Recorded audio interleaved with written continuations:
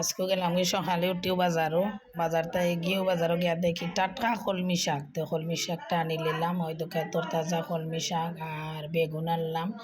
ধনিয়া পাতা খুব বেশি আনছি, কিছু জ্বর সহ আনছি টবও লাগানির লাগি। টবও লাগাইলে খুব সুন্দর ধনিয়া পাতা হয় আমার ছাদের উপরে। আর শসা আনছি, আর আনছি কেন মাঝে ঢেঁড়স।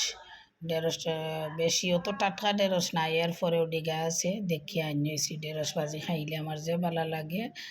সন্ধ্যা পরে মানে ঢেঁড়স ভাজি খাই, অনেক সময় আমরা খিচুড়ি দিয়েও খাই। আর ওই দেখো এখানে মাঝে গাজর আনছি, আর এনে আনছি ও কাসন্দি। কাসন্দি আমি ও কেটা দিয়ে খাইমু।